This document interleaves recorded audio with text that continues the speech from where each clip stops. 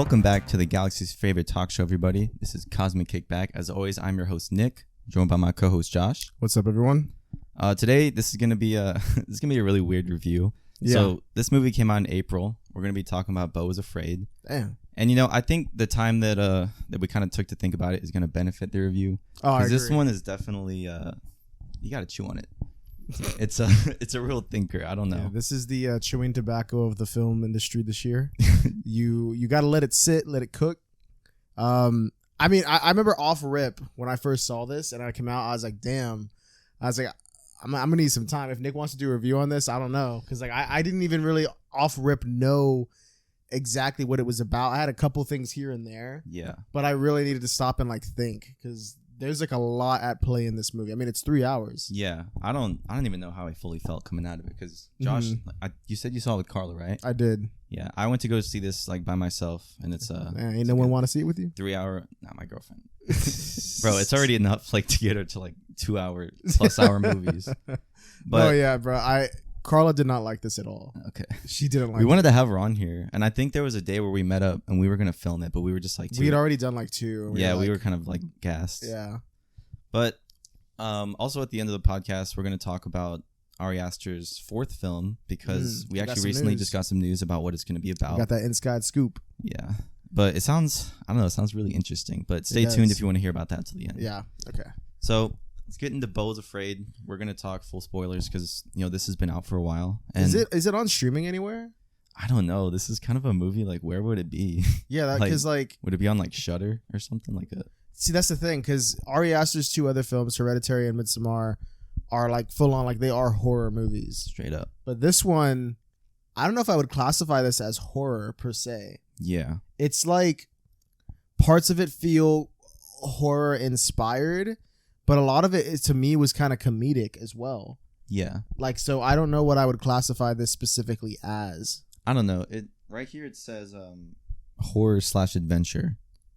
Okay, so, it is like an Odyssey. It's like pretty long movie. This is also made by A24, which is I don't know if we can still call them an independent movie studio, because they're doing a lot of cool things, but yeah, they do have like a very specific like genre, and they tend to be towards more like artistic, directors and stuff. Yeah, and this movie is very artistic. Yeah, I agree. I think they definitely gave them like 100% like creative control. Yeah, so and like you just see it unfold for like 3 hours. It's pretty crazy. If you're not into like, I guess, art house movies, yeah, you're not gonna like this movie. It's very different from Hereditary and Midsommar. If you liked those movies, that doesn't mean you're gonna like this movie. Did you see those? I've seen Hereditary. I just watched it for the first time like a week or two ago. Okay, cool. I haven't seen Midsommar yet. What'd you think of that one? Okay, so Hereditary, I don't know how I managed to not get stuff spoiled for me. It's been out since fucking crazy, right? Yeah, it's been out for so long. First 30 minutes are fucking crazy. It is, and spoilers for Hereditary. I mean, but I had no idea that the little girl was gonna die so early on. Yeah, like when it happened, I was like, "What the fuck?"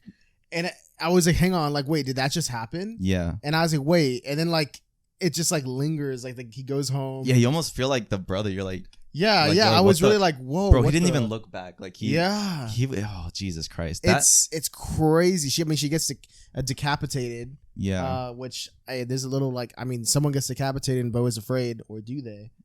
Oh, that's true. Yeah, but I don't know. It was really good. I really liked as soon as that happened, I was like, oh shit, I have no idea where this is gonna go. Yeah. Because I'd only seen like a trailer years ago, and the girls were very prominent in the trailer. Yeah. So I was thinking she was gonna be a big crucial part to it, which she's technically is like. Yeah, for sure. Still. But I never thought it was gonna go in the way it went. So I actually really liked it. I think I gave it 5 stars. Yeah, I think it's definitely a really good horror movie. It's great. And the ending is it's so weird. And I like how it's very open-ended and kind of like messed up. But yeah, that is definitely one of my favorites. And I think on Letterboxd I ranked them. And I might have rearranged them, but I really like Midsommar personally. Like that one is really cool. I still need to see that. I almost watched it the other day, but then I was like, let me wait. You're like, I don't feel up to it, bro. But I will say, like, I guess similar to Hereditary, Beau is Afraid definitely. I had no idea like where this was gonna go. I didn't either. If we want to talk about the movie, it's kind of cut up into like 3 or 4 main parts. Mm-hmm. Yeah. And like each of them at the end, like Beau either like hurts himself or like gets knocked out or hit by a car or something. Mm-hmm. And then like we cut to like a new area. So I guess we'll just take it by that, you know. Yeah. That's how we can split up the review. So the first one, Beau is pretty much in his apartment, and I actually really like. It seems like they built a whole set around like his one apartment. I thought it was like, really cool, including like the outside area. Yeah, bro, he lives in the ghetto, dude. I don't know if it's supposed to be like New York or like just some. It's supposed to just represent like someone living in a really anxious like city. I think what it is I personally think we're seeing it through like his mind. Yeah, because I think he has deep trauma. Yeah, I think this movie's like all about like the trauma that he got growing up. Yeah, from his mother. Jeez, we got to unpack that. There's a lot. Yeah, but I think the reason why, because like this is so over the top, like insane. Like people are like stabbing people in the street, like dicks are out, like birthday stab. Yeah, it's insane. That shit was so fucking funny. He's like sitting in his apartment, and they're just like, birthday stab man. It's like has been like released from prison or some shit. And you just see like a naked dude like stabbing people. That was funny to me. I don't know why. Yeah. Just because I was like, what the fuck. The over the topness of it was really funny. I agree. Yeah. But I think the point of it is that like obviously like there's no place like this insane. Like, I mean, I'm sure there are. This seems like worst case scenario. Everything just in one city. And I think that it's not really like that. I think that's just how his anxiety is making him perceive how bad it is. Yeah. And also with like the pills, like he gets some pills that he has to take with only water. And I think, you know, like it's good to be like, oh yeah, take it with this. And he starts freaking out when he's like, oh shit, I don't have water right now. I need to go like across the street, like past all that to get water. And it's kind of like in real life, like you don't really need to take it with water. If you could swallow it, like it's going to work. Just swallow it, bro. Yeah. But like, because he has so much like anxiety, he's like, holy shit, like all this is going on. Like everything that happens, I think is just like through his mind. Yeah. You know what I mean? His mind, like making it like way bigger than everything. like there was probably some people outside, but they're probably just kind of like, you know, just talking, like chilling. Yeah. It wasn't as crazy. There wasn't like a fire in the street, you know, all this crazy shit. It was just like him like perceiving it as something more insane than it was. Yeah, there's a scene actually in the first part where I think he goes up to like a police officer or something, and he's like trying to ask for help, and he's being really calm. He's like, yo, like you need to help me, like this is going on, or like I'm locked out of my apartment. And the cop's like, yo, calm down. He like puts his hand on his gun and everything. And he's like, don't move. And he's like, I'm not moving. And like, I don't know if he draws his gun or something. But I feel like that's definitely another good example of like, just, I don't know, him like kind of freaking out. And yeah, was the cop really talking to him like that? Or was that like how it's definitely how his he head. perceived it? Yeah, I agree. And there's a lot of that goes through the movie that kind of messes with you. Because if you're watching a movie of a guy, but it's also kind of like putting you in his mind, you kind of don't know like what's real and what's not. Yeah, exactly. But there's some things in this movie, and we'll talk about the end, because that was probably our biggest debate or like talk when we were talking about it at the end, that we kind of agreed on, that we don't know if it's like real or not. Mm-hmm. But I actually like the very first part of the movie. It's probably the most funny as it keeps going on. Yeah. It just keeps getting like more fucked up. Yeah, I think it's very, oh man, what's the right word? Because it's not like written like a comedy. It's just like, it's so like outrageous. Tragedy, yeah. It just seems like a tragedy. It's so outrageous what's happening that like you can't help but laugh, because you're like, what the hell? Yeah. And I mean, it all culminates to him finally meeting the birthday stab man. he gets like stabbed on the street, and then I think like as he's running away, he's like running in the street naked actually. Yeah, he was taking a bath, and then this dude is like in his fucking apartment. It was so weird, bro. Actually, a bunch of people went into his apartment and fucking like he was just sleeping outside. Yeah, it's like he was scared that if he left like the door unlocked to his apartment, that everybody would get into his apartment, and that's what happens when he goes to get water for the pill. And he falls asleep on the balcony outside of his window. He just watches them all go crazy in his apartment. There's like shit on the wall. Yeah. Like Jesus Christ, bro. I personally think that did not happen. Like, I think in real life, no one gives a shit about someone's apartment. Like, why would they all go there? Yeah. I think it's just his fears and his anxiety. He probably did really get locked out, and probably maybe a couple people walked in, but like, how would they go directly to his apartment? Like, I think it's all him like freaking out and be like, oh my god, like they're in there, they're fucking everything up. And I think it's just through his eyes again. Yeah, that part. But like watching it is like pretty funny, seeing how crazy everything's going. And then he gets hit by a car, but naked. Yeah, he gets hit by 2 other characters that come into play. Yeah, and that's pretty much the end of the first part. Then dude wakes up. He's in this like girl's bedroom, and these people are taking care of him. And these people, I don't know. At first, they seem very sweet, but then like it started to get really weird. But pretty much, they try to just like, they're like, oh, we hit you with our car. We're gonna try to make you feel better. And also, he is on the way to his mom's. That's pretty much the whole like thing. Is he had his suitcase? He called his mom like, I'm ready to go. His shit disappeared. And he's like determined to get to his mom's like house or whatever. He's like, I'm like, I don't want to disappoint my mom or like whatever. He doesn't really talk to her, but he's all injured and he's like, no, I still need to like get to my mom's place. But then is it his lawyer that calls him? Or no, he calls he calls his mom and a UPS guy answers the phone. Yeah, dude, and it's actually Bill Hader, which is fucking hilarious. Oh, really? Do you remember that?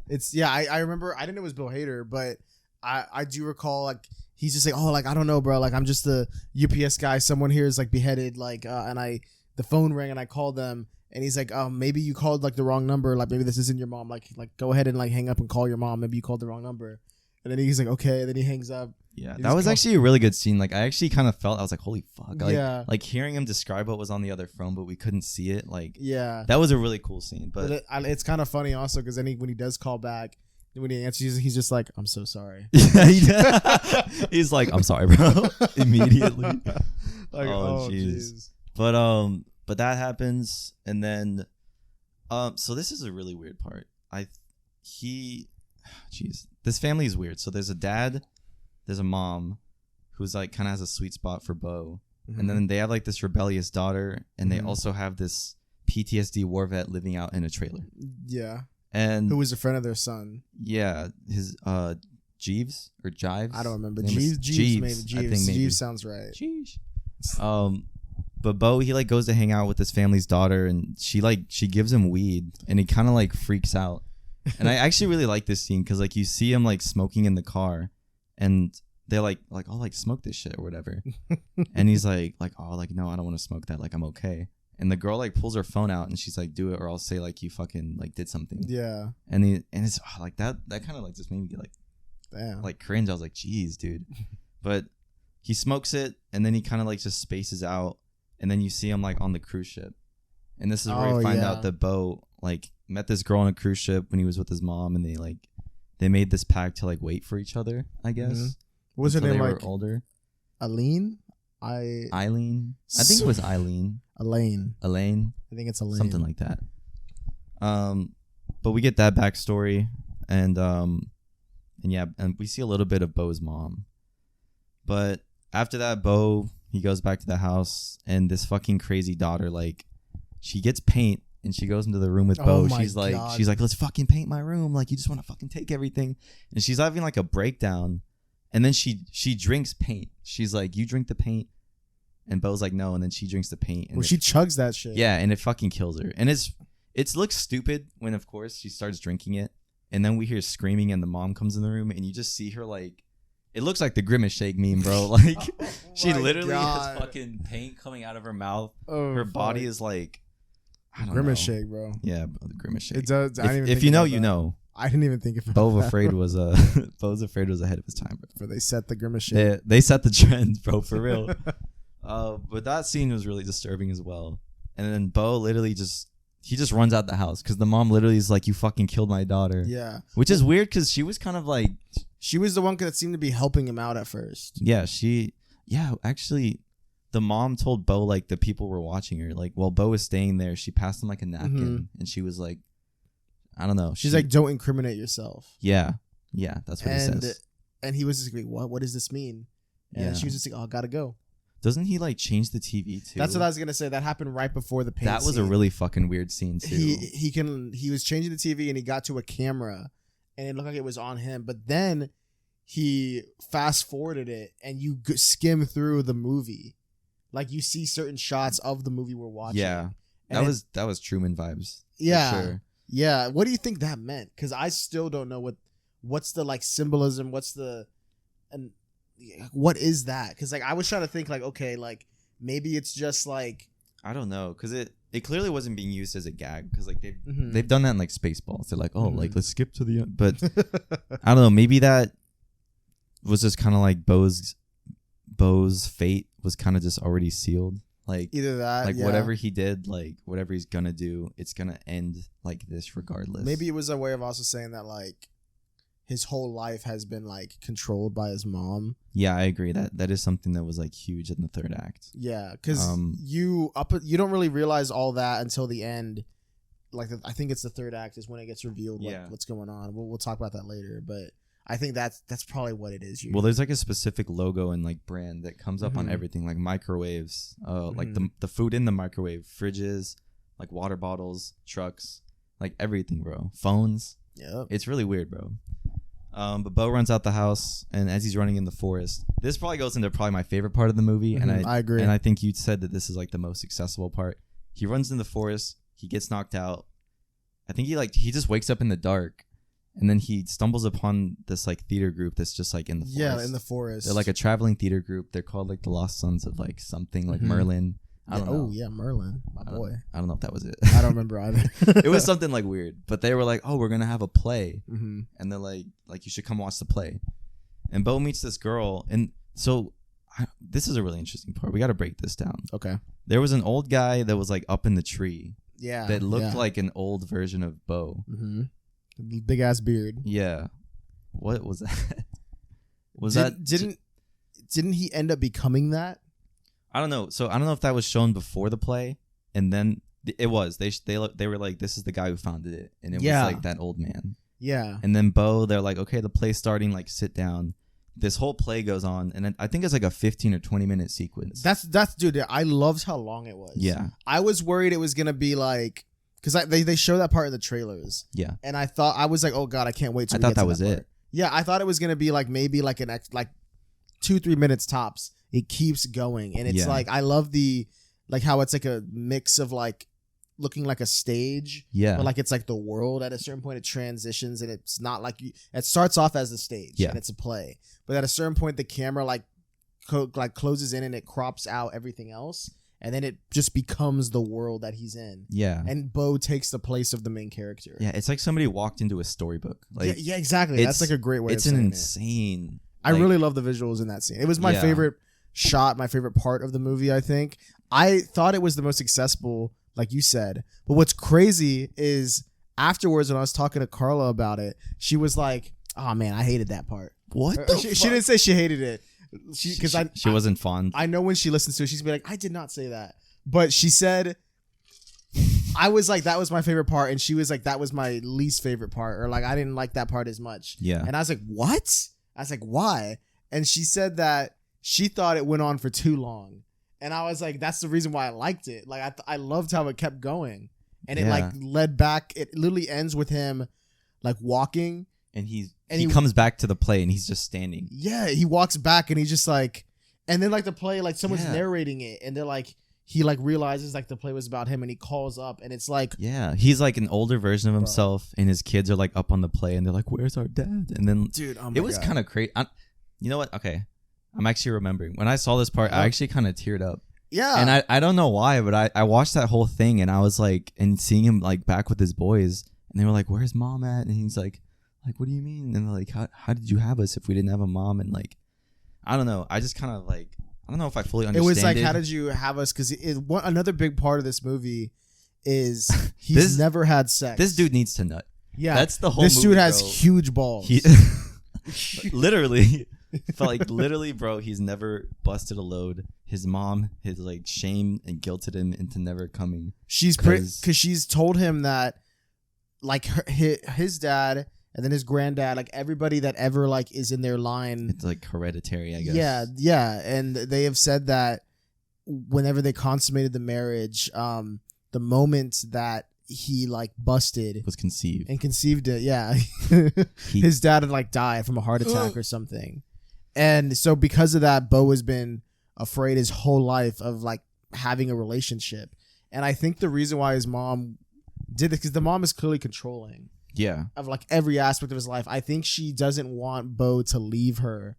So like for another girl, like when he grows up. So I think she wants Beau all to herself. So I think that was one of her like ways of trying to get him to stay. Because she's like, well, if he'll be too scared to like ever wants to like do that with another girl or somebody, then he'll never want to leave. Yeah. And I think that's part of it. So that's in the play when they find out that like, wait, how could we be your kids if you've never done this? And then he's just like, oh shit. Yeah. What do you think this whole section is about? Because then that's when Jeeves shows up and fucks everyone up. Dude, that part was I actually felt bad. Yeah. I think this is kind of a part of the movie where Beau realizes like, I don't know. I want to see how you interpret it because I have an interpretation on it after. Because I thought but when you said like, all right, we're doing this today, I was like, okay, let me sit down. And I just kind of like, I watched a recap because I hadn't seen the movie in a couple months. So I watched a recap of it, and then I was okay, yeah. And I said, let me think on it, and I came up with a solution that I think of this part on what it means. Well, I mean, what do you think? Because I'm not even fully really sure. I was just gonna say, I mean, excuse me. I just think that maybe this is a part of him kind of like becoming self-aware of that. Like he's kind of, it's his journey. Because literally, when the play starts before the whole thing, this guy is like, he breaks free from his chain, and he's like, where shall I go? And he like looks to the crowd. Like, I don't know. It seemed very like a self-inviting, like come and just like see where your life could go. I actually might like your interpretation more. Mine's kind of lazy. I don't know, I'm sorry. Mine seems simple and like. I mean, I like that one. What I thought mine was more less like what does it represent? Yeah. And it was more like how does this work within the confines of the story? Because within the confines of the story, you're kind of like, wait, what? Because after this happens, he just hitchhikes and then he gets to his mother's. Yeah. So it's like, what was this big detour in the middle of the movie? That's the issue Carla had. She was like, it felt like it was just thrown in there just for the sake of being cool. And I was like, let me think on that. Because it does, like it's there and it's just kind of like, I do think it's telling something like how you said. Yeah. It's like, him realizing stuff and all that. But I think within the confines of the story, like the actual, like the reality of the story, because the whole movie, you're like, what is real, what isn't? I think the reality of this scene is, I think when he was running away from Jeeves into the forest, there's a point where he runs into a tree or a tree branch and he falls over. I think he got knocked out. Yeah. And I think this is all like in his head. I think this whole part is like a dream or something. And that doesn't like change anything. Like this is still him in his mind, like, like realizing like, oh, this is my story, like all that kind of thing. And I just think within what is reality, I think that's what's happening. And I think after it's all done, then that's when he hitchhikes and he gets there. But I think everything that happened was in his head at that point. Okay. I like that too. You kind of like broke it down like realistically in the story. That's what I'm saying. And like, I guess I kind of got it metaphorically, but I can agree because sometimes you wake up in dreams and like it literally feels real. Oh like, my God. Yeah. I've been in dreams where like I've been in danger and I think like I'm going to die. Like I think like, bro, like this is it. Like have you ever had one where like the moment like something happens, like you get like, if it's a bad dream, you get like stabbed or like you fall or something bad happens, that you literally like jolt yourself awake? Yeah, it's weird. Like your body, like you wake up and your body like jumped or like flinched or reacted and it wakes you up. Yeah, it's really weird. That's what I'm saying. I like your interpretation that it is a dream because I mean just the way that it all kind of played out like some fairy tale. It's like a story. Honestly, up till the point Jeeves comes and fucks everything up, it was probably the most peaceful part of the story. Yeah, like, I actually want to. He meets people, they get him some new clothes. Like I like the whole like the hat and like clothes he had on. I thought that was really cool. I like the wardrobe for that. I like how there's also like some comedic parts of it because like the way it's narrated is very storybook, but then there's also parts where like the narration is like not storybook. Like for example, it's like there's a part I remember where it's like, oh, you will meet a woman that you will fall in love. It's like, and then it just random will be like, sometimes you'll look at her and she'll look like a man. and then it's like, huh? And then they can show her and she looks like a guy. Then it's just like, you will have children. And it's like, by having sex or something like that. And it's just like, that part is not very storybook. Like they wouldn't put that in a story. Yeah. But like, it was like kind of funny. I don't know. I really like the humor in this. It worked for me. I think so too. Were the parts it is funny. I think I laughed at like almost everything because like the humor for this doesn't stem from Beau being like I don't know, he's like, he runs in the forest and he's like, oh man, this sucks, like I can't get to my mom's. Yeah, it's very much like how he reacts to these situations and shit. Like he wakes up in the bed when he gets hit by the car, and this lady is like I hit you with my car, and he's just like, he's like, what? Like he's like so frantic and like I don't know. He's very anxious. It's just hilarious because like dude afraid of everything, bro. I don't know. Beau is afraid, bro. I agree. He's afraid of a lot of things. This movie was the working title Disappointment Boulevard? Yeah. Okay. I think maybe after watching this, I like this title more. I do too. At first, I liked Disappointment Boulevard more. I had this whole movie in my head, bro. I was like, Joaquin Phoenix is like his private eye in Hollywood. Oh my god! But then the trailer came out, and I was like, okay, this is someone's got my movie. Someone's got to steal that other title, bro. That's a good ass title. It is. Disappointment Boulevard goes hard, but this title works better with what this film is. I agree. Yeah. So yeah, and after all that happens is when he hitchhikes to his mother's house. Yeah. And what's interesting this fucking movie amps. Yeah. I didn't think it could go even higher at the end. I was like, okay, he meets his mom. He has a win. But, oh my God. The last 30 minutes of this movie, the last hour, I'd say, bro. It's crazy because at this part, this is where most movies would kind of be like very close to wrapping up. Yeah. But this one doesn't wrap up. It does wrap up eventually, but there's a lot more that it completely like flips it on its head on what has happened. Yeah. Like up to this point. But I was going to say, before we even get to the house, okay, I've noticed that the part where he hitchhikes, it's the only part in the movie where he like doesn't overthink things or analyze or like freak out. It's literally him. He gets in, someone like agrees to like let him drive him there. Up? I don't know. Was it just like a truck? I was just somebody. I'd say just some car just picked him up. But like what happens is there's no, like he doesn't like talk, and this could have been maybe for time issues, maybe there was more stuff, but this part there's no like there's no him looking out the window and like freaking out over stuff. It's just like a nice little short 30 minute to a 30 seconds to a minute like montage, not really a montage, but like it's just him driving and then he gets dropped off. It works out for him. Yeah, it works out. So it's the only part where nothing crazy happens, not in his mind, not in reality, nothing. It's just very It's just like normal. It's real life. So I wonder like why that is. Like, or is it just for time parts? I don't know. Maybe I'm overanalyzing. Maybe his mom was just like, all right, get him here. Because remember, at this point, he thinks his mom is dead. And so everyone's like, listen, you need to get to this funeral because she doesn't want her to be buried without you being there. So he's also kind of feeling shitty because he's like, it's been 3 or 4 days. He's had like, all he had to do was get to the airport, bro. Yeah. But he's trying to get to his fucking mom's like injured on foot. And Jeeves, this military guy, he comes and he just massacres everybody in the theater group, which I feel bad for. Oh, also before we move on, do this real quick. Okay. There was someone in the theater crowd that recognized Beau, and he said that he knew his dad. Do you remember that? I do remember that now that you mention it. Was that guy on the wall in the third act of the photo of all the actors? He must have been. Because there was a part when they get to the house and he's like late to the mom's, like the funeral already happened, everybody's gone, he's like the last one there. He goes in, there's a shot of him looking down at the casket. They had an open casket for some reason, and it's just like her head's just not there. They would not do that shit in real life, bro. There's no way. Close. But it's kind of like a funny visual just for the movie. But then there's a part where he's kind of just looking around and you see that she was like the owner of this company that you've seen like the logos all MW throughout. Yeah, it's like Mod. Beau's last name is like Weisenbauer, something like that. Something yeah, like Weiser. I guess it was like, I don't know, but anyway, there's a part where he looks at a picture and it's just got like the little portraits of multiple employees, and when you look at this picture, people have like looked at it since then, and it's hard to do it in the theater because it's like pretty quick. It's like a 1 or 2 second shot. Everybody up until this point, almost everybody has been working for this company.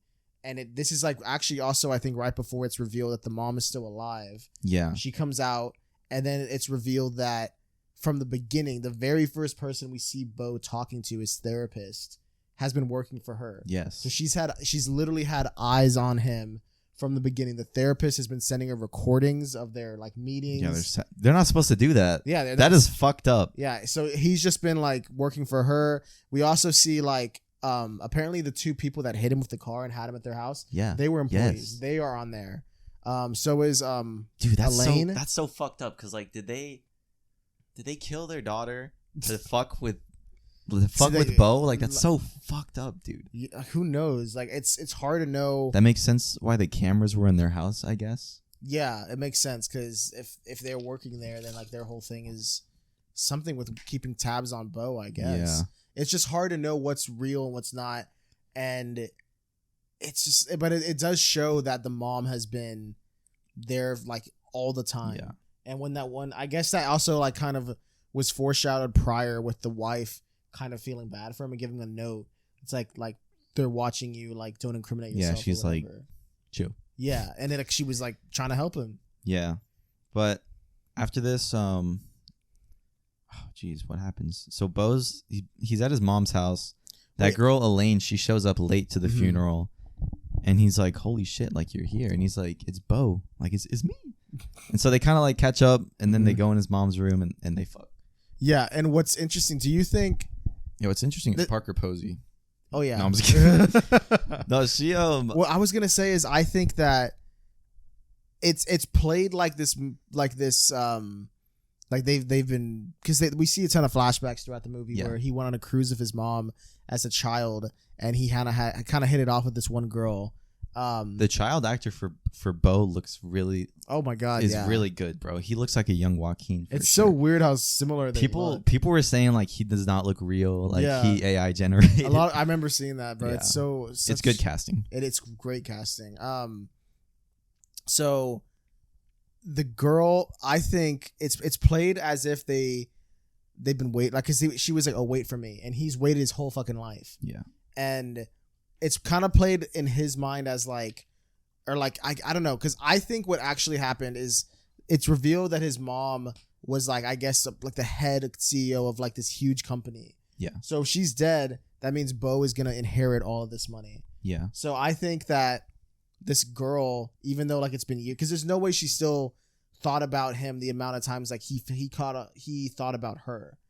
Like, yeah. I think she only slept with him and like tried to seduce him because she was like, oh damn, this dude about to be rich, and he still wants me.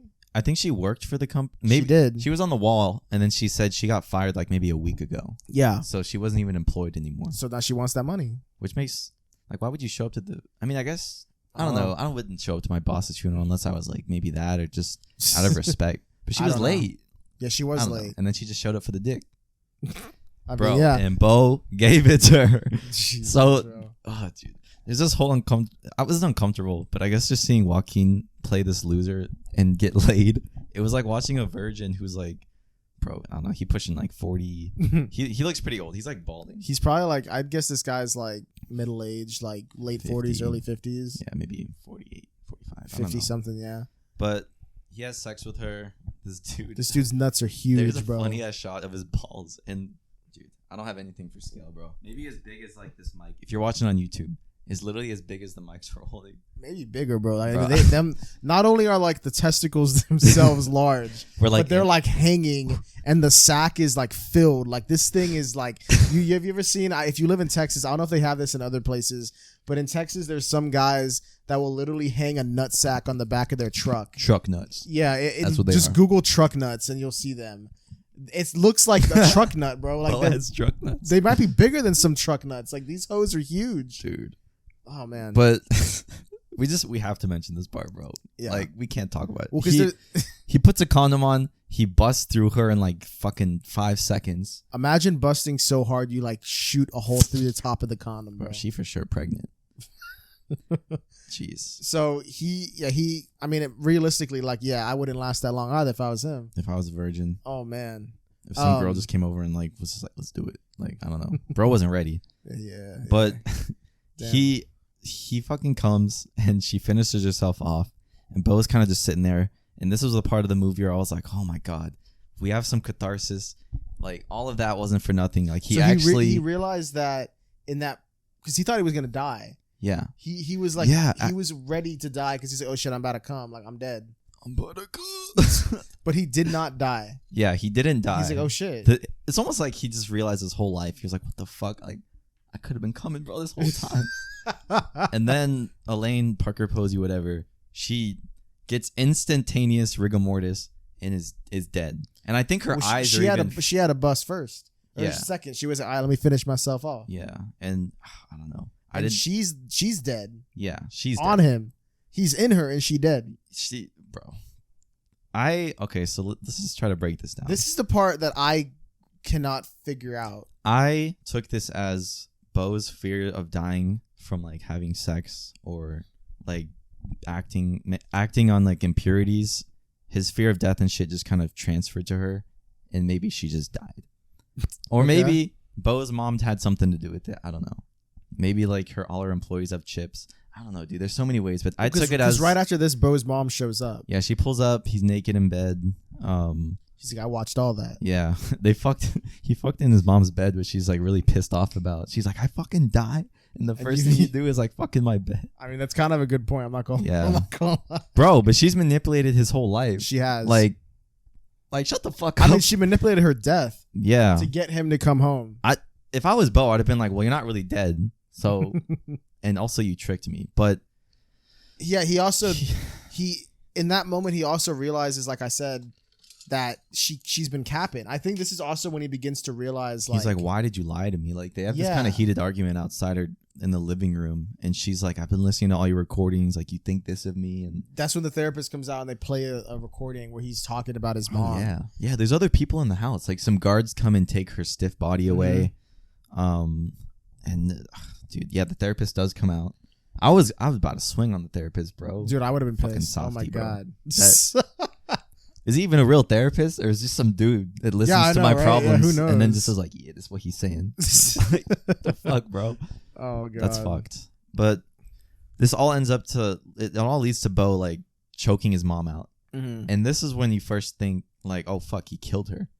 Well, what's interesting is, I think the way he kills her, it has to be intentional, because he goes to strangle her, and he doesn't strangle her long enough for her to die. Yeah, he's like, you fucking did this. Yeah. I love this part because, like, oh my God, this just felt like a part of the movie where the character is like taking charge. Like, yeah, they became self-aware, and he just did something for himself, cutting off the toxic mom. But what's weird is when he does it, he lets go because he's like, okay, I'm not gonna kill my mom. He's like, oh shit, and he instantly regrets it. He's like, I'm so sorry. I'm sorry. Are you okay? Like, but then she continues to struggle to breathe, and she falls over. She like feigns and like falls on a fucking table. Yeah, and I think she dies. Yeah, or like she does. It's another fake out because isn't she back again? Yeah, then she's like, yeah. I don't know. What do you think that is? I don't know, because that's clearly intentional. This is where the movie kind of splits off. This part, yeah, I agree. This part is crazy. Jeez. So either he killed his mom, and the rest of the movie is kind of just played out of him leaving the house, going on a boat, and drowning. But in his mind, he kind of has this huge, like, I don't know, like he's being judged. Yeah, like he's judging his actions and everything. Yeah. Or he didn't kill his mom, and she shows him the truth of why she never like told her about his dad, and that's the whole attic thing. But the attic, oh my God, yeah. So about the mom. Yeah. Before we skip to what did we agree on? Did I say I think that he killed her? And you know what? Maybe that's more satisfying for me because, like, oh, dude, you might want that. Yeah. I really would want his mom to be dead. I think that it's either that or the other thought I had is it's just to show off more of like how his mom will manipulate anything. Yeah. Because he has that moment, but then he stops. But then she continues it. Yeah. So that she can be like, oh, you killed me. Yeah. Like you did this when he stopped. And it's another I think it's just to show more of how every situation she's always tried to manipulate and to control him. And even like her own death. Yeah. I think that's what it's visually saying. Well, she did it twice, technically, then. Yeah, that's true. She faked her death twice. And what's interesting is this movie, we didn't even talk about this, but I just thought about it. It came to my mind. It opens up with his birth. Like, he's in the womb. Oh, yeah. He gets shot out of, like, I actually thought that was a pretty interesting way to open the movie, yeah, because that's, like, when do we ever seen that, bro? Like, that's how life starts. Yeah, that's true. No one remembers when they were born, bro. I mean, I do. Oh, no, I'm kidding. Apparently, some people claim that they have that. Apparently, it's a thing. Some people are like, there's an actor. I can't remember which actor it is. They did an interview. I think it's Nicolas Cage. Nicolas Cage is like, I remember when I was born. Dude, he said that. There's an interview you can look up, and he talks about it being in the womb coming out. Link in description. I believe he say that. That sounds like a Nicolas Cage thing. But funny, bro. No, yeah. It starts with that, and what's interesting is the first thing you hear his mom say is she's like immediately. Yeah, she's like, why isn't he breathing? Yeah. Like the baby isn't breathing, and then she's immediately like freaking out and like looking like over him, like overbearing. She's immediately overbearing on him. Yeah. whole life. His mom is really the biggest piece of shit in this movie, dude. I think this is just really showing that Ari Aster has some mommy issues that he's getting through film. Dude, okay, let's take a little break for a bit.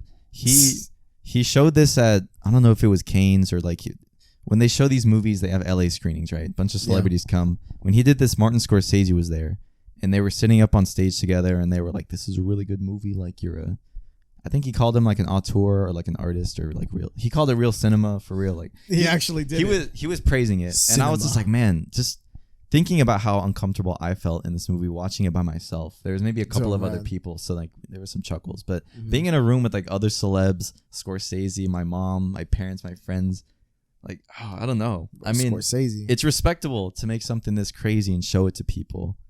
I mean, it's respectable to make something like this, but then to show it to other people is even more like wild.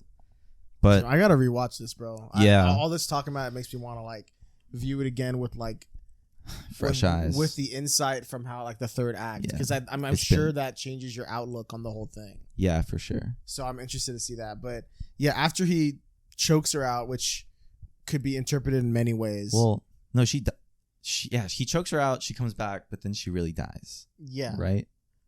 So he puts his hands around her, then he stops and he says, "I'm sorry," but then she's still kind of like, even though he's not. She acts like she swallowed something. Yeah, and then she like flips through a glass table or some shit, and then she's laying there. That part was kind of funny. She fucking threw herself. Yeah. This is also after the attic scene, right? Is this after the attic scene? Yeah, after Beau has sex and his mom's like, "Listen, like the reason I lied to you like for so long," she's like, "You want to know the truth about your dad? Like, I'll show you." So yeah, this part is where a lot of people kind of checked out, because like already there's a lot. This movie's very divisive. Kind of funny, man. It is kind of funny. Like you don't. I never would have guessed this, but like I can understand how some people. Like I said, if you're not a fan of like very artistic movies, you're not gonna like this. I can completely see and understand why someone would see this scene in like the movie and be like, "What the fuck, bro?" And like, I'm not watching this. I can get it. If you want to watch Amazing Spider-Man 1, bro, and like you want to watch that and that's cool for you, whatever. Yeah. But you might be better off, honestly. Yeah, honestly, because throughout the film, this movie, there's multiple shot like flashbacks where what he thinks is a dream or something, where there's like he's in the bathtub or something. And he's like watching himself. He thinks, he thinks it's that, or he thinks it's like a brother, but it's like himself. And then his mom is like, "Oh no!" Like I think it's like the braver part of him. Yeah, yeah. I agree. I think that's what I think it represents. We're on the same page. I think it's like him when he had confidence. He's more brave. He's less afraid. When you're a kid, you're very fearless. Yeah, and I think anytime he showed any of that, she took him and put him in the attic, and as like punishment. So that's why he's so afraid. Because, I mean, as a child, if any time you showed any sort of confidence, any sort of bravery, if it was immediately like responded with put in a fucking dark, scary like area, like of course you would never show any. You'd be conditioned to hide that part of yourself. So she puts him up there again, like as a adult, and she's like, "Oh, like this is like what I did if your dad, or like this is where your dad is, or something." Yeah. So he goes up there. And we see two things. One of them is like a version of him that's like old and like gross looking, chained to like a wall. It's like wearing underwear and like a child's t-shirt. It's really weird. He has like a dog bowl next to him and he's chained up. He has a long beard. He looks emaciated, bro. Yeah. And I agree with you. I think that's the part of himself maybe that his mom just completely fucking locked away and shut down. That's what I think it is. And it's sad because like you'd expect that part of him to be like very, I don't know, confident and brave and stuff, but it's just been there for so long that you don't even recognize it, bro. Yeah. I didn't even think that was Beau at first. I thought it was like a body of something or. Yeah, and then she also says like your dad. She's talking about the dad. So then I guess the next thing we see is like the representation of his dad. Totally a representation. Yeah. Bro. So what is it, Nick? What do we see up there? What else is up in the attic, bro? Okay, so we're in the attic. Beau has a flashlight. He pans it over, and there is straight up a 10-foot cock and ball monster it has little pincers, which I don't know. I don't know 10 why. 10-foot cock and balls. That's what I really can't like put it any more Clearly, bro. I mean, yeah, that is what it really is. what it really is. What that I just said, bro. I think you could probably find this scene online by now, maybe on YouTube. Maybe we can throw a photo of like.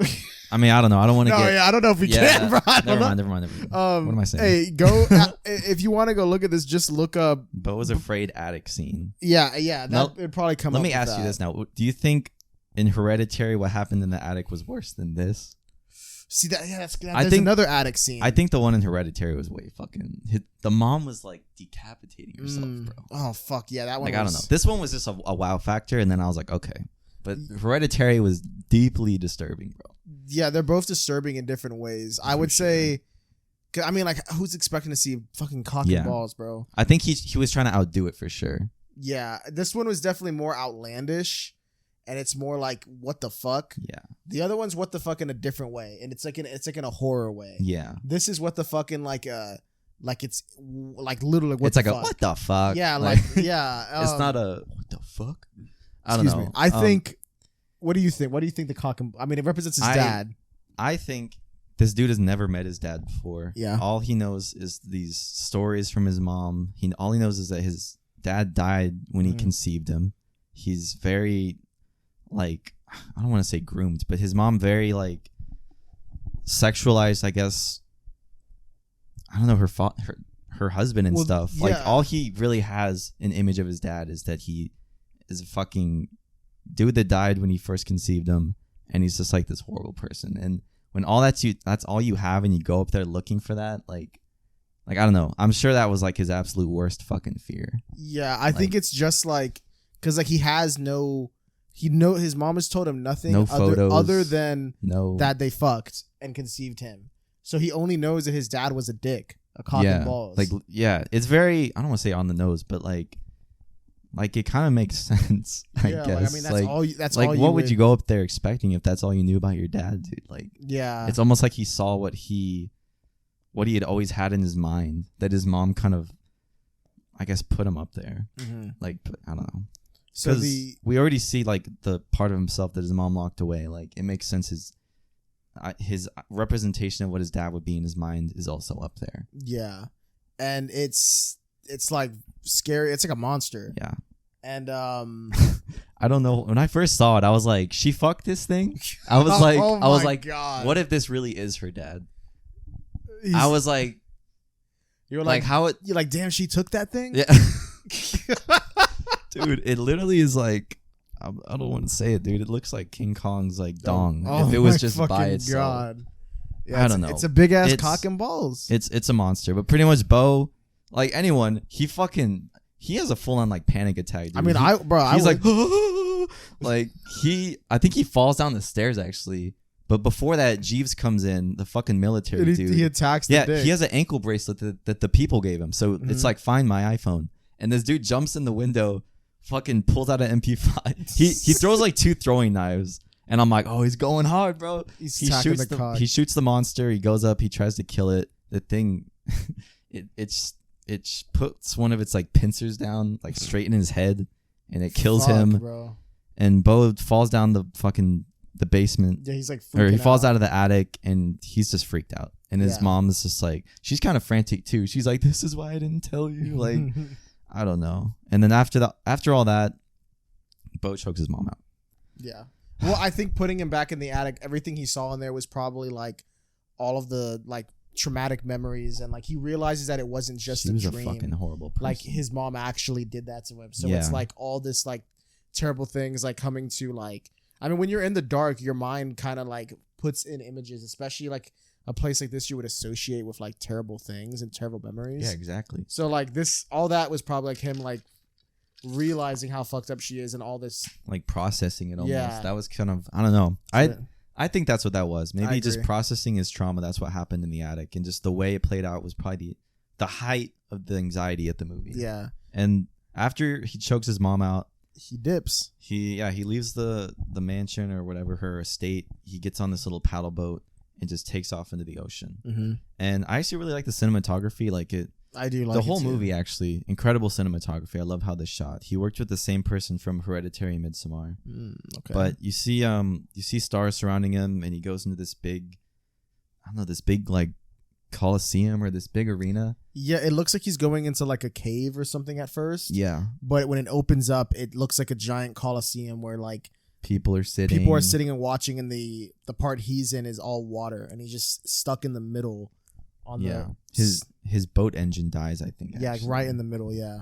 But it's almost kind of like what I thought death would be like. Like you die and you watch your life on a TV screen. Yeah, he's getting like judged for his whole life. Yeah, but instead of God or some like religious figure, it's his mom, and there's some other guy there. He's just, I don't know. This is his only scene. Yeah, he pulls up. I guess he's up. like, I don't know, just another employee maybe. Yes, probably. But his mom's there. You know, of course, like he just killed her. I'd think if I just killed my mom, she'd probably be right in my head. If you kill anyone. But this dude, he's just watching all the times that I guess, I don't know, he did bad things or like was a bad person. Like it's all from like the perspective his mom had put on him though. Yeah. Like a lot of the stuff is getting accused of doing. Like you didn't write back on Thanksgiving. Like he didn't even do anything like that bad. Like he's just being a person, and it's just like I guess what his mom put in his head. So every aspect of the way he thinks is like been manipulated. So he's just like judging himself in an insane way. That's what I think it is. I think it's him judging himself. Yeah. I think so too. And I think he dies. The boat gets flipped over. Yeah, he tries to leave and he's begging his mom for help, and he realizes his feet are glued to the boat. Mm-hmm. It flips over incredibly suddenly, and you just see it kind of shake for a bit. Yeah, like he's fighting to flip it over. Yeah, and then he dies. Eventually it stops shaking. Then everyone leaves and the credits just roll. The credits roll on that like long shot. I really like that because people were saying that it's like straight up like when you leave a theater, like, you know, you have the light projector on and it's very empty and quiet. It was very quiet leaving the show. Everybody was like, damn. Yeah. I mean, what do you do? Like, do you clap? Do you like, let's go? Yeah. I don't know. It's not like a Marvel movie where it's like, I don't know. It's a very like you're just shocked or you're just like speechless at the end of it. But I don't know. This is where I kind of didn't like the movie, because I wanted Beau to kind of come out on top. Mm-hmm. I don't know. I just love Joaquin Phoenix, and the whole movie we saw him just be this fucking loser that just got beat down. And, you know, when he finally, I guess, achieves what he wanted or gets something that is like finally a positive in his life, like, I don't know, he just either overanalyzes himself or judges himself and either just dies or commits suicide. And I kind of wish that maybe, I don't know, it was just different. I've seen some people interpret it as maybe he did actually die from like a heart attack, like after all, from like just like the constant stress and anxiety and everything putting on himself. Like maybe his heart just literally gives out and like, damn, I don't know. I mean, you can interpret it in a lot of different ways. Like this is our interpretation of it. What we were saying.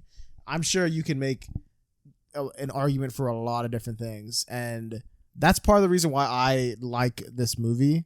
Overall, I remember a lot of people were like, "Oh, this is dog shit." And people were like, "Oh, this is amazing," and I could see both sides. I mean, it really just depends on you and yourself and what kind of movies you like, what kind of arts, how your style of art and stuff like that. I personally, I had to take some time before I wrote anything on this on Letterboxd. Yeah, I think my Letterboxd review was literally like, I feel scarred. Like, yeah, that was it. I had to take some time because off rip, you really don't know how to feel your first viewing. You're like, damn, like, okay, there's a lot to process.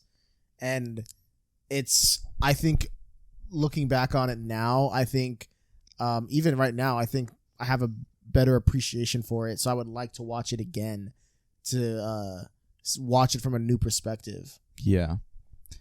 Yeah, I think definitely rewatching is one of those movies where like you'll understand it more. Mm-hmm.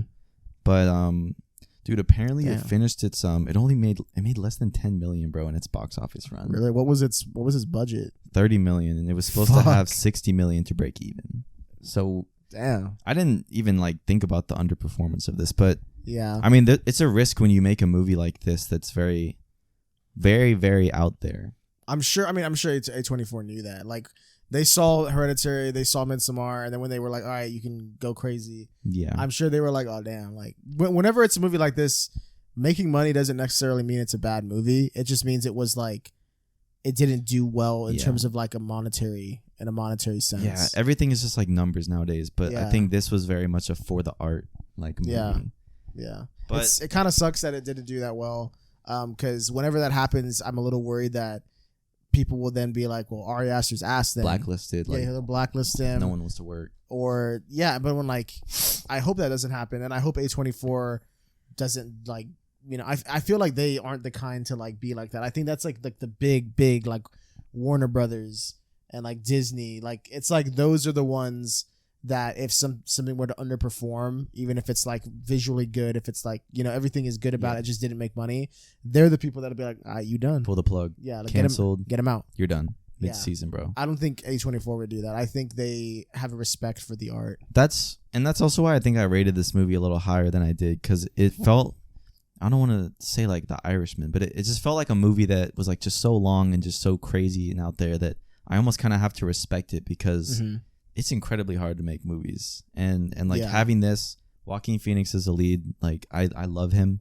I think he's an incredibly versatile actor, and I think him being in it was probably a really huge selling factor for me. If it was anyone else, I don't know if I would have maybe seen this or been as excited, but I think like they worked really well together. I think he's a great lead in this. I mean, the movie's like focused on him. He's like analyzed like crazy the character he plays. Yeah. So yeah, I mean, I think we've said like everything we can on this. I think that's it. Yeah, I think I said everything I wanted. If you want to talk about Ari Aster's new movie, we don't really have much on it. We can just kind of give our. There's like one little like piece of news that's come out recently on it. Yeah. What he gave the title of it, right, or at least the working title, because we know he said that Beau is afraid was going to be Disappointment Boulevard, but you know things change. Yeah, for sure. So this one. Let me see. Yeah. I'm going on the Twitter. That's literally where we got the news. Pull that thing up, Nick. Okay. Oh, dude. Okay, so Ari Aster's next film will be titled Eddington. And this is where it gets weird, because it's like a genre like mashup, dude. It's described as a Western noir ensemble movie, and it's set during the COVID-19 pandemic. Okay. I don't know what to think of that, because the Western noir sounds cool. Ensemble, it sounds like it's going to be like a big cast, like Knives Out. Similar, yeah, like Knives Out. Yeah, like but I don't know why like a Western would be set during COVID. Like, is it? Does it mean in the style of a Western, maybe? Yeah, like I don't know. Like if it was maybe like maybe it's people like shooting a movie and it's like a film set Western and it's set during the pandemic. I don't really know. Yeah, we don't have too many. We have like a very limited idea. I don't know. He did say with the lead actor though, right? Well, there's a photo of him with Florence Pugh, so if maybe he's gonna work with her again. I don't know. I don't know if you can like find this or if this is wrong, but I heard he was doing it with Benicio del Toro. No, that's Wes Anderson. That's Wes Anderson? I saw that he wanted to do. Wes Anderson wants to make his next film like a Benicio del Toro like lead film. I think that's what you might be thinking about. I think you're right. Yeah. Okay. So I mean, if it was for Ari, that'd be dope. Yeah, I think you're right though. I think you're right. I did hear Wes Anderson say that now that you mention it. So yeah, it was. Damn. So I wonder who this. I hope it's a new lead. I know he's worked with Florence Pugh. He's worked with Toni Collette and now Joaquin.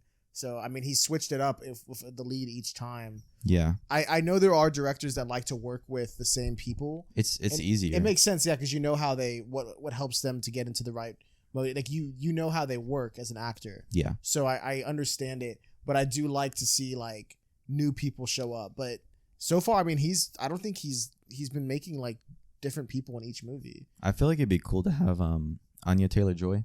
She's a really solid actor. I love seeing like her work with other directors, dude. I'm interested to see what he does, because the COVID-19 thing kind of throws me, because I mean that still was only like 3 years ago. Yeah, I don't know. I mean, we don't really.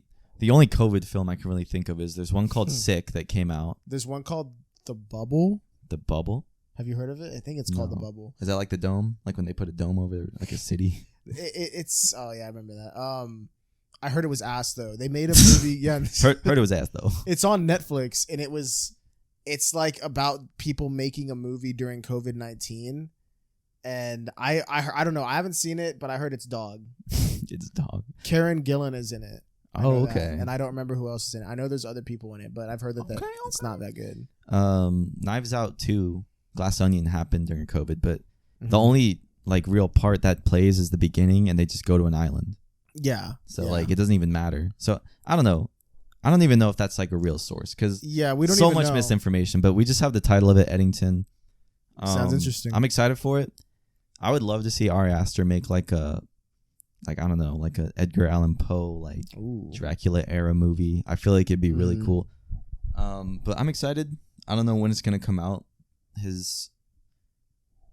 I don't know. Beau was afraid took like 4 years because Hereditary and Midsommar were back to back.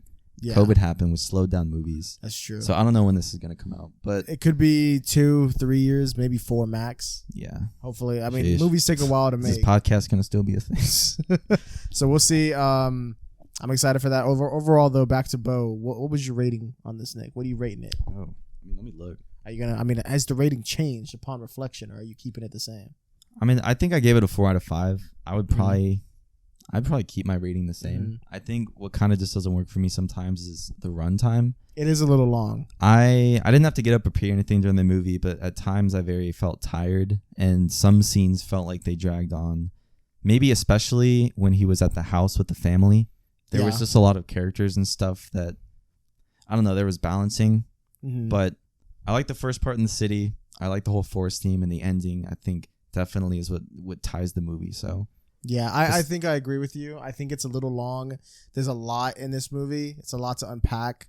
I want to rewatch it. It might be better in a home setting. I can kind of pause it for a little bit and then like intermission. Take a shit. Yeah, intermission. I feel like, bro, movies that are over 2 hours and 30 minutes, maybe just 3 hours, should have intermissions, bro. Bring back intermissions, dude. That actually be kind of cool, bro. I wouldn't mind longer movies, like if they drop like a crazy long movie like Avatar 2 or like this. Yeah. If it's like even longer, like 3.5 or like pushing 4, if they're going that long, we need an intermission. Yeah. Like just do that. I think that's a good idea. I wouldn't mind it. Just make get snacks, go pee. Just make it like 10 minutes. Go stretch. Yeah, I think that would help out a lot. I think so too. But anyway, I think I agree with you. I think out of the theater, or not right out, I had to think on it for a little bit. I think I gave it a 4.5 at first, just because I respected like a lot of like what went into it and like how much thought was put into it. I would say this is a 4.5, but I think a more realistic score is probably a 4, just because of the runtime. It's also just very thought provoking. It's very hard to understand because there's so many concepts that are just like thrown at you, and you're trying to like figure it out as you watch it. Yeah. So I'd give it about a 4.5 or like a 4 out of 5, 4.5 on a good day. Yeah, I gave it a 4.5. I just saw, but my rating has changed. Yeah, I think I would drop it a little bit, but like it's not bad. I would still give it like a. I don't know. I actually really, I guess overall I'd say I enjoyed it. I overall enjoyed it more than I think the average person did. Yeah, movies like this I feel like come once in a lifetime. Like you will never ever see a movie like this ever again. Yeah. So if you saw this during theaters, or it comes back at your local theater, I would go see it if you're a fan of horror, psychological movies. Yeah. I'd like to get someone's perspective on this that's seen this, that like has the opposite of us, because I know Carla didn't like it as much as I tell did. her to comment. So Carla, I know Carla listens to this, so like thank you, Carla. Yeah, Carla, like leave a comment on your thoughts on this movie. I want a whole paragraph. And anyone else that's seen this movie, I want to like know your thoughts if you've seen it. If not, all that. And I think that's it. Go check out Cosmic Kickback. We're on Instagram, Twitter, Reddit. There's a Discord. All that will be in the description. Follow our letterboxes if you guys want to see like what we're watching every week. There's in the description as well. We follow back. Yeah, you already know. We will follow back on Letterboxd. I think that's it. See you guys on the next episode.